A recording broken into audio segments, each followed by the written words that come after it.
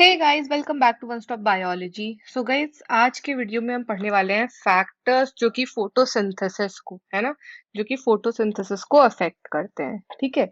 तो अभी तक हमने गाइस बाकी सारे टॉपिक फोटोसिंथेसिस जो कि 13th चैप्टर है क्लास 11th का, वो कवर कर लिया है।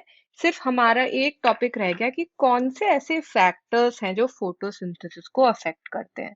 सो गाइस, इससे पहले हम ये टॉपिक शुरू करें, अगर आपको मेरे वीडियो समझ में आ रहे हैं, अगर आपको पसंद आ रहे हैं, तो वीडियो को जरूर लाइक कीजिएगा और अपने सारे फ्रेंड से शेयर कर दीजिएगा। और गाइज, अगर आप नए हैं मेरे चैनल पे तो चैनल को सब्सक्राइब करके बेल आइकन जरूर प्रेस कर दीजिएगा, सो दैट आगे आपको सारे नोटिफिकेशंस मिलते रहें। ठीक है। तो चलिए स्टार्ट करते हैं। Factors affecting photosynthesis. अब गाइस, क्योंकि फोटोसिंथेसिस प्लांट्स के लिए बहुत जरूरी है, तो ये फोटोसिंथेसिस किस रेट पे हो रहा है, रेट क्या है फोटोसिंथेसिस का, वो भी बहुत जरूरी है। क्योंकि ये जो रेट ऑफ फोटोसिंथेसिस है, यही आगे जाकर डिटरमिन करता है कि उस प्लांट्स की में यील्ड क्या होने वाली है ना, इंक्लूडिंग जो हमारे क्रॉप्स होते हैं। ठीक है। तो फोटोसिंथेसिस अब क्या है, अब ये बहुत सारे फैक्टर्स हैं जिनसे इन्फ्लुएंस किया जा सकता है। ठीक है। अब ये जो फैक्टर्स हैं, ये दो तरीके के हो सकते हैं। ये जो फैक्टर्स हैं, ये दो तरीके के हो सकते हैं। ठीक है। या तो ये इंटरनल फैक्टर्स हैं और या तो ये एक्सटर्नल फैक्टर्स हैं। इंटरनल फैक्टर्स का मतलब क्या हुआ, इंटरनल फैक्टर्स का मतलब हुआ कि प्लांट के अंदर के फैक्टर्स। ठीक है। प्लांट के अंदर क्या फैक्टर्स अफेक्ट कर सकते हैं फोटोसिंथेसिस, वो हो गए इंटरनल फैक्टर्स। और एक्सटर्नल क्या हुआ, प्लांट के बाहर, मतलब जो उसका इन्वायरमेंट है जो सराउंड कर रहा है ना, वो फैक्टर्स किस तरीके से फोटोसिंथेसिस को अफेक्ट कर सकते हैं, तो वो हो गए एक्सटर्नल फैक्टर्स। अब इंटरनल फैक्टर्स पहले आते हैं, क्या क्या हो सकते हैं। हो सकता है ये नंबर क्या है लीव्स का, साइज लीव्स का, एज क्या हो गई लीव्स की, है ना, और ओरिएंटेशन ऑफ लीव्स। एक तो ये हो गए फैक्टर्स, है ना, कि लीव्स का किस तरीके से वो है। उसके बाद कितने मीजोफिल सेल्स प्रेजेंट है। ठीक है, वो भी एक फैक्टर हो गया। ठीक है। तो मीजोफिल सेल्स और दूसरे हो जाएंगे हमारे क्लोरोप्लास्ट, है ना।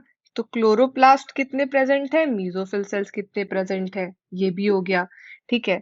अब कार्बन डाइऑक्साइड का कॉन्सेंट्रेशन, यहाँ याद रखिएगा गाइस, हम इंटरनल कॉन्सेंट्रेशन की बात कर रहे हैं, प्लांट के अंदर कार्बन डाइऑक्साइड का कॉन्सेंट्रेशन क्या है। ठीक है। और फिर क्या हो गया, अमाउंट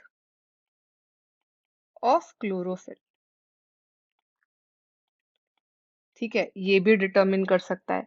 तो अब गाइस, यहाँ पर जो फैक्टर्स हम देख रहे हैं, यहाँ पर फैक्टर्स से हम क्या समझ रहे हैं, यहाँ पर हम ये समझ रहे हैं कि ये फैक्टर्स जो हैं वो प्लांट के ऊपर डिपेंडेंट है ना। मतलब कि प्लांट का बेसिकली जेनेटिक मेकअप क्या है और किस तरीके से प्लांट में ग्रोथ हो रही है, ठीक है, उस पे डिपेंडेंट है। अब आते हैं एक्सटर्नल फैक्टर्स पे। एक्सटर्नल फैक्टर्स क्या हो सकता है, सनलाइट की अवेलेबिलिटी क्या है ना, तो सनलाइट हो सकता है। और क्या हो सकता है इसके अलावा, सनलाइट के अलावा हो सकता है कि टेम्परेचर पे भी डिपेंडेंट हो, है ना। तो टेम्परेचर क्या है वो, और क्या हो सकता है, यहाँ पर भी कार्बन डाइऑक्साइड का कॉन्सेंट्रेशन क्या है, यहाँ पर हम एक्सटर्नल कॉन्सेंट्रेशन की बात कर रहे हैं। ठीक है। तो बाहर, प्लांट के बाहर कार्बन डाइऑक्साइड जो जा रहा है, उसका कॉन्सेंट्रेशन क्या है। और क्या हो सकता है, वाटर भी हो सकता है। ठीक है, वाटर भी इन्फ्लुएंस कर सकता है फोटोसिंथेसिस का रेट। ठीक है। तो ये सारे जो हमारे फैक्टर्स हैं, ये एक्सटर्नल फैक्टर्स में आते हैं। ठीक है। और हम बोलते क्या हैं कि बहुत सारे फैक्टर्स अगर साइमल्टेनियसली अफेक्ट कर रहे हैं फोटोसिंथेसिस को या कार्बन डाइऑक्साइड फिक्सेशन को, है ना, तो उनमें से एक फैक्टर मेजर कॉज होता है, ठीक है, जो कि लिमिट करता है रेट को। ठीक है। अब इसी के साथ हम पढ़ते हैं, ठीक है, ब्लैकमैन का। ब्लैकमैन का बनाया हुआ, कब बनाया गया था? 1905 में। क्या? Law of limiting factor. ठीक है, तो ये लॉ क्या बोलता है? ये लॉ बोलता है कि अगर कोई केमिकल प्रोसेस अफेक्ट हो रहा है एक से ज्यादा फैक्टर से, ठीक है, अगर कोई केमिकल प्रोसेस को एक से ज्यादा फैक्टर इन्फ्लुएंस कर रहे हैं, है ना, तो जो उस प्रोसेस के होने का रेट है वो किससे डिटरमिन होगा? वो उस फैक्टर से डिटरमिन होगा जो अपने मिनिमम वैल्यू के सबसे पास है। ठीक है, क्योंकि ये फैक्टर डायरेक्टली अफेक्ट कर रहा होगा प्रोसेस को अगर उसकी क्वांटिटी उससे थोड़ी भी चेंज हो जाती है तो। ठीक है, फॉर एग्जाम्पल एक एग्जाम्पल देखते हैं कि डिस्पाइट ग्रीन लीफ कितनी ही ग्रीन हो, उसको कितनी ही ऑप्टिमल लाइट मिल रही हो, या कार्बन डाइऑक्साइड कंडीशंस कितने ही अच्छे हो, है ना, प्लांट फोटोसिंथेसिस नहीं कर सकता है अगर टेम्परेचर बहुत कम हो जाए तो। ठीक है, तो ऑप्टिमल टेम्परेचर, ठीक है, अगर से टेम्परेचर कम हुआ तो बाकी सारी कंडीशंस चाहे जितनी ही अच्छी हो, ठीक है, फोटोसिंथेसिस नहीं होगी। लेकिन जैसे ही ऑप्टिमल टेम्परेचर मिलेगा फोटोसिंथेसिस शुरू हो जाएगी। ठीक है, तो अब हम क्या शुरू करते हैं, इसी के साथ हम शुरू करते हैं कौन से एक्सटर्नल फैक्टर्स हैं जो अफेक्ट कर रहे हैं। हम आज क्या देखेंगे? एक्सटर्नल फैक्टर्स कैसे अफेक्ट कर रहे हैं। ठीक है, पहला जो आपका फैक्टर है वो क्या है? वो है लाइट का। ठीक, अब हम क्या बोलते हैं कि जो लाइट है ना, उसकी क्वालिटी, तो एक हो गई लाइट की क्वालिटी, ठीक है, दूसरा हो गया लाइट की इंटेंसिटी, ठीक है, और तीसरा हो गया ड्यूरेशन ऑफ एक्सपोजर। प्लांट कितने देर तक एक्सपोज्ड है लाइट को, है ना। तो ये तीन जो फैक्टर्स हैं यही अफेक्ट करते हैं फोटोसिंथेसिस। क्या क्या? लाइट की क्वालिटी, लाइट की इंटेंसिटी, और duration of exposure to light क्या है। ठीक है, अब हम बोलते हैं कि एक लीनियर रिलेशनशिप होता है इनिशियली तो। ठीक है, मतलब लाइट इंटेंसिटी जितनी बढ़ती जाएगी कार्बन डाइऑक्साइड फिक्स होता जाएगा और फोटोसिंथेसिस का रेट बढ़ता जाता है।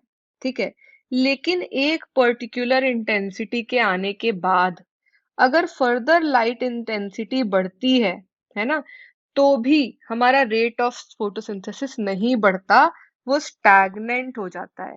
और एक इंटरेस्टिंग चीज जो हमें पता करनी होगी वो ये है कि लाइट का सेचुरेशन सनलाइट, जो फुल सनलाइट होती है उसके 10% पे ही हो जाता है।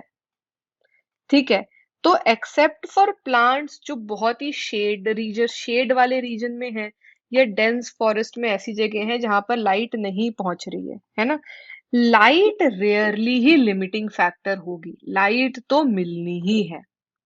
ठीक है, और एक और चीज होती है कि अगर एक मैक्सिमम पॉइंट से आगे, है ना, अगर इंसिडेंट लाइट बढ़ती है तो वो क्लोरोफिल को ब्रेक डाउन करती है जिसकी वजह से फोटोसिंथेसिस का रेट कम होता है।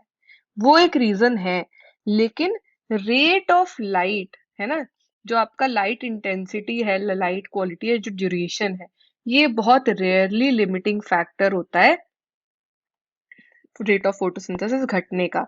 तो यहाँ पर आप जो देख रहे हैं, यहाँ पर लाइट इंटेंसिटी इनिशियली बढ़ रही है, रेट ऑफ फोटोसिंथेसिस बढ़ा है, लीनियर जा रहा है। ठीक है, उसके बाद एक पॉइंट डी पे आते ही क्या होता है, ये स्टैग्नेंट हो जाता है। अब मान लीजिए इसको मैंने बहुत बढ़ा दिया तो एक पॉइंट ऐसा आएगा जब क्लोरोफिल ब्रेक डाउन होना शुरू हो जाएगा और ये घट जाएगा। ठीक है, बट ये सारी चीजें बहुत रेयर होती है। ठीक, अब दूसरा जो हमारा फैक्टर है वो क्या है, वो है कार्बन डाइऑक्साइड का कॉन्सेंट्रेशन। ठीक है, हम बोलते हैं कि कार्बन डाइऑक्साइड एक मेजर लिमिटिंग फैक्टर होता है फोटोसिंथेसिस में। ठीक है, क्यों? क्योंकि जो कार्बन डाइऑक्साइड का कॉन्सेंट्रेशन एटमॉस्फेयर में है वो बहुत ही कम है, 0.03 टू 0.04%। ठीक है, अब अगर हम इसको 0.05% तक ले जाएं, बढ़ा दें, है ना, तो कार्बन फिक्सेशन रेट बढ़ जाएगा।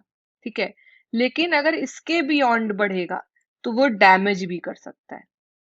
ठीक, अब जो हमारे C3 प्लांट्स हैं और C4 प्लांट्स हैं वो डिफरेंटली रिस्पॉन्ड करते हैं कार्बन डाइऑक्साइड की कॉन्सेंट्रेशन के ऊपर। ठीक है, तो अब जो हमारे सी जो हाई लाइट इंटेंसिटी में है ना, C3 और C4 प्लांट्स दोनों रेट ऑफ फोटोसिंथेसिस दिखाते हैं कि इंक्रीज हो रहा है। ठीक है, बट जो हमारे C4 प्लांट्स हैं, है ना, उनमें सेचुरेशन आ जाता है 360 पे, और जो C3 प्लांट्स हैं उनमें आता है 450 पे।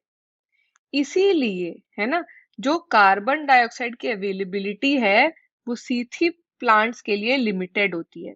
ठीक, अब क्योंकि C3 plants higher CO2 concentration पे, है ना, इंक्रीज्ड रेट ऑफ फोटोसिंथेसिस दिखाते हैं, इसी के वजह से C3 प्लांट्स की प्रोडक्टिविटी ज्यादा होती है ना, और हम इस C3 प्लांट्स को एज ग्रीन हाउस क्रॉप्स जैसे टमेटोज, बेल पेपर, है ना, या फिर हायर यील्ड के लिए भी यूज करते हैं।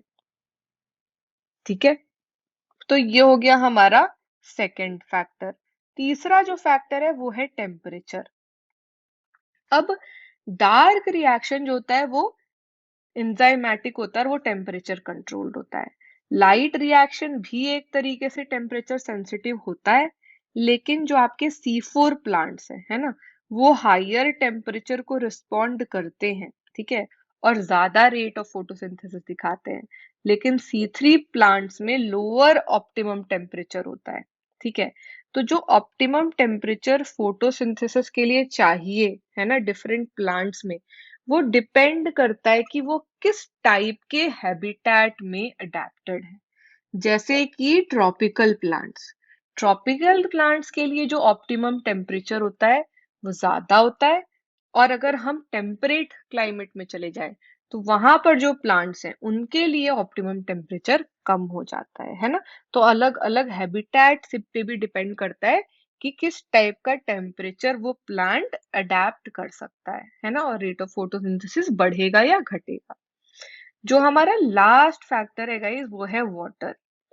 ऑल्दो हम बोलते हैं कि वाटर डायरेक्टली, है ना, लाइट रिएक्शन में तो एक रिएक्टेंट है ना, लेकिन वाटर डायरेक्टली फोटोसिंथेसिस के रेट को अफेक्ट नहीं करता, बट इनडायरेक्टली बहुत अफेक्ट करता है। कैसे? अब मान लीजिए वाटर स्ट्रेस हो गया है। ठीक है, तो वाटर स्ट्रेस से क्या होता है कि जो स्टोमेटा है वो क्लोज हो जाता है, सो दैट ट्रांसपिरेशन लॉस को कम कर सके, है ना। अब उसके वजह से क्या होता है कि CO2 जो जा रहा है ना, वो भी रिड्यूस हो जाता है, उसकी अवेलेबिलिटी भी कम हो जाती है। अब उसकी अवेलेबिलिटी कम हुई तो फोटोसिंथेसिस का रेट कम हो गया। या फिर वाटर स्ट्रेस एक और चीज करता है, लीव्स को विल्ट कर देता है। विल्ट करने से क्या हुआ, सरफेस एरिया रिड्यूस हो गया लीव्स का, मेटाबॉलिक एक्टिविटी कम हो गई, है ना, तो भी रेट ऑफ फोटोसिंथेसिस अफेक्ट हो गया। तो वाटर डायरेक्टली तो नहीं बट इनडायरेक्टली बहुत ज्यादा इफेक्ट कर सकता है प्लांट्स को उनके रेट ऑफ फोटोसिंथेसिस में। सो आई गाइस, आई होप आपको ये जो हमारा फैक्टर्स हैं, एक्सटर्नल फैक्टर्स स्पेसिफिकली जो हमने आज पढ़े हैं, वो अच्छे से समझ आ गया होगा। अगर आ गया है तो वीडियो को लाइक कर दीजिए और शेयर कर दीजिए अपने सारे फ्रेंड्स के साथ अभी। और गाइज, अगर कोई भी आपको डाउट है इस टॉपिक से रिलेटेड तो जरूर मेरे से डाउट पूछ लीजिएगा। आप मुझे कमेंट में लिखकर भी अपना डाउट पूछ सकते हैं और व्हाट्सएप पर भी अपने डाउट्स भेज सकते हैं। व्हाट्सएप नंबर मैंने डिस्क्रिप्शन में दे दिया है। और हाँ, अगर आप नए हैं चैनल पे और अगर आपने चैनल को सब्सक्राइब नहीं किया है अभी तक, तो जरूर चैनल को सब्सक्राइब करके बेल आइकन प्रेस कर दीजिए सो दैट आपको सारे अपडेट्स मिलते रहे। Thanks for watching this video guys, मिलते हैं नेक्स्ट वीडियो में जिसमें हम एक नया चैप्टर शुरू करने वाले हैं। Till then take care, bye bye.